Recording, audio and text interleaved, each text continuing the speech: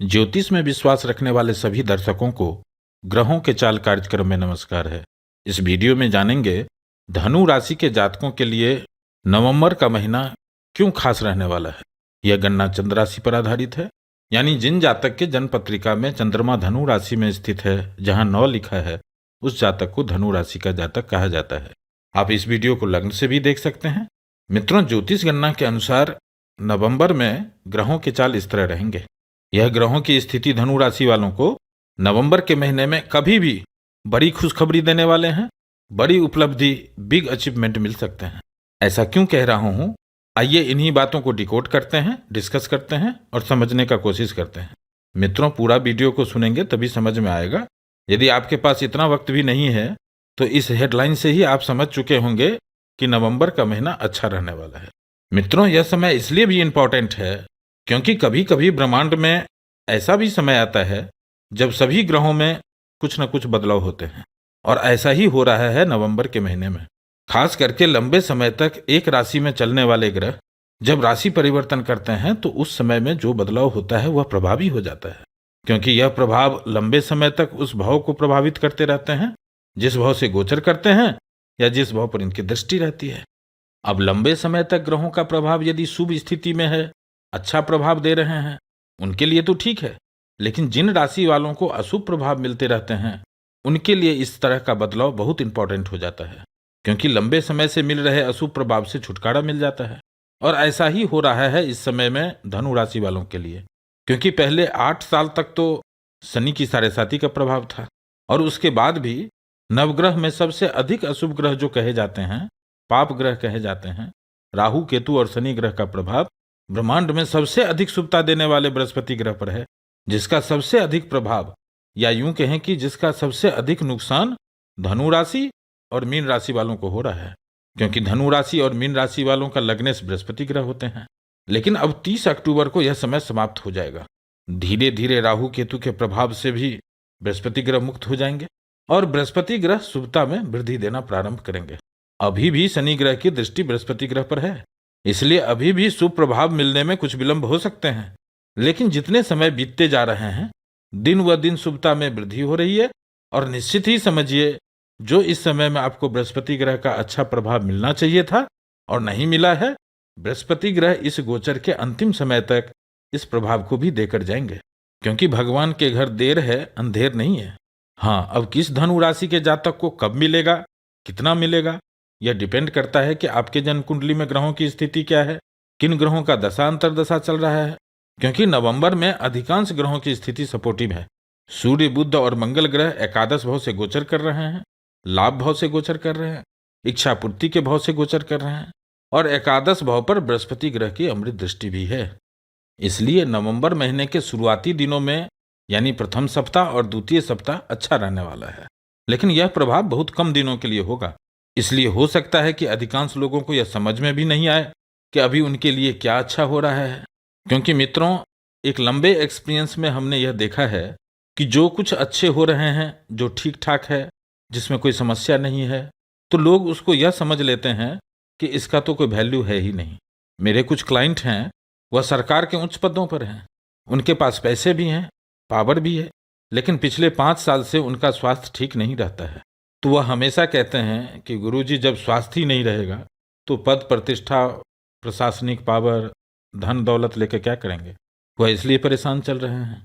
और जिनको नौकरी नहीं है वह कहते हैं कि स्वास्थ्य लेके क्या करेंगे, जब नौकरी ही नहीं है तो जी के क्या करूँगा।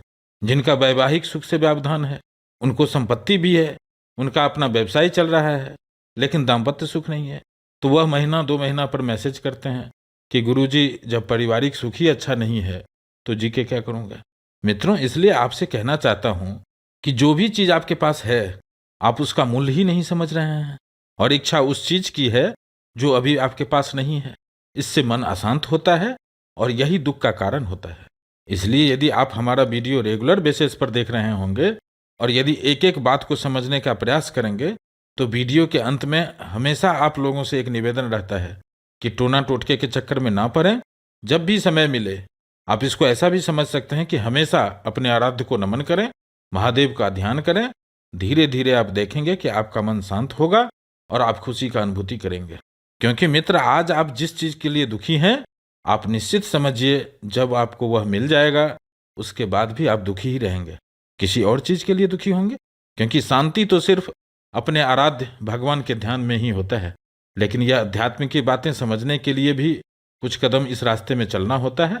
अध्यात्म की बात समझने के लिए दिल लगाना होता है और लोग दिमाग लगा देते हैं, और यही कारण है कि सभी लोग परेशान चल रहे हैं।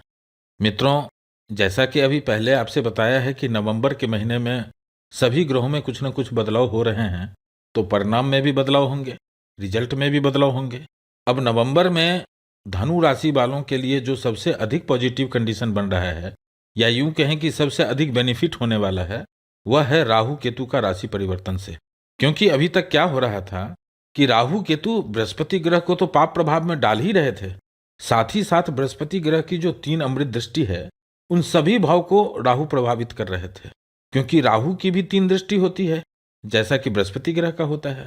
और जो दूसरा बेनिफिट होने जा रहा है राहु के राशि परिवर्तन से, कि अब चतुर्थ भाव में, सुख समृद्धि के भाव में, माता भवन वाहन के भाव में जो पाप कर्तरी का अशुभ प्रभाव दे रहे थे वह भी अब समाप्त हो गया। अब यहां ध्यान से समझिएगा, अभी तक राहु पंचम भाव में गोचर कर रहे थे और इनकी एक दृष्टि नवम भाव पर था, दूसरी दृष्टि एकादश भाव पर था और तीसरी दृष्टि लग्न भाव पर था। यानी कुंडली में जो 3 त्रिकोण होते हैं, जो जीवन के लिए मुख्य केंद्र भाव माना जाता है, इन तीनों त्रिकोण भाव पर राहु का प्रभाव था और बृहस्पति ग्रह को तो पाप प्रभावित कर ही रहे थे। एक राहु केतु का यह बदलाव, राशि परिवर्तन, पाप कर्तरी योग से भी मुक्ति दिला रहे हैं। अब राहु का प्रभाव पंचम भाव में भी नहीं रहेगा, भाग्य भाव पर भी नहीं रहेगा, लाभ भाव पर भी नहीं रहेगा और लग्न भाव पर भी नहीं रहेगा। जिसके कारण अब जो धनु राशि के जातक विवाह करना चाहते हैं, जीवन साथी के इच्छुक हैं, जिनके संतान पढ़ाई लिखाई कर रहे हैं, जो धनु राशि वाले उच्च शिक्षा प्राप्त कर रहे हैं या उच्च शिक्षा की तैयारी कर रहे हैं, जो लोग शेयर मार्केट के क्षेत्र से संबंधित व्यापार करते हैं या कारोबार करते हैं, इन सभी जातकों को भाग्य का साथ मिलेगा, लाभ में वृद्धि होंगे और मान सम्मान में भी वृद्धि देखने को मिलेंगे नवंबर के महीने में। यह शुभ परिणाम राहु केतु नहीं दे रहे हैं, यह शुभ परिणाम बृहस्पति ग्रह के कारण मिलने वाले हैं। वैसे अभी भी बृहस्पति ग्रह पर शनि का प्रभाव है, इसलिए परिणाम मिलने में, रिजल्ट देने में विलंब हो सकता है।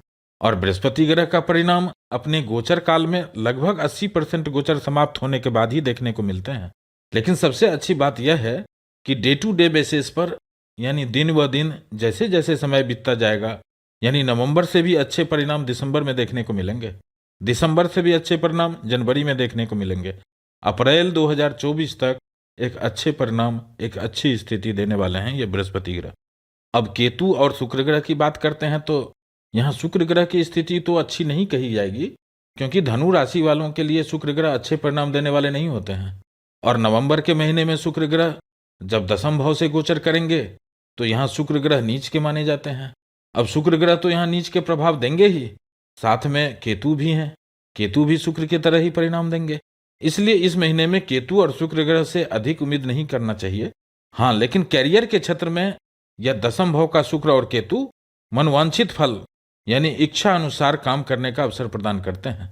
कार्य क्षेत्र में, कार्य स्थल पर आपको प्रसन्नता मिलेगी, क्योंकि जैसा आप चाहते हैं उस बात को फॉलो किया जाएगा, सभी लोग उसको मानेंगे। एक संतोषजनक स्थिति देखने को मिलेंगे। इस महीने लाभ नहीं होने के बावजूद पैसे नहीं भी मिलेंगे, लेकिन आपको काम करने में मन लगेगा। इस तरह के परिणाम देखने को मिलेंगे केतु और शुक्र ग्रह के इस युति से। आगे बढ़ते हैं और एकादश भाव में जो 3 ग्रह गोचर कर रहे हैं, सूर्य, बुध और मंगल ग्रह की बात कर लेते हैं। तो मित्रों, एकादश भाव में सभी ग्रह अच्छे परिणाम देते हैं और इस कालखंड में तो लग्नेश बृहस्पति ग्रह की अमृत दृष्टि भी एकादश भाव पर है। यह स्थिति अपने आप में बहुत अच्छी है, इसलिए किसी न किसी रास्ते से लाभ जरूर होने वाले हैं, किसी भी तरह के अशुभ परिणाम देखने को नहीं मिलेंगे। लेकिन जैसी स्थिति दिख रही है एकादश भाव में, भाग्य भाव का स्वामी, कर्म भाव का स्वामी और लग्न भाव का स्वामी की दृष्टि भी है, यह अपने आप में धन वृद्धि का योग बना रहे हैं। लेकिन एकादश भाव में तीनों ग्रह कमजोर स्थिति में हैं, क्योंकि मंगल और बुध ग्रह सूर्य से अस्त हैं और सूर्य इस भाव में नीच के परिणाम देते हैं।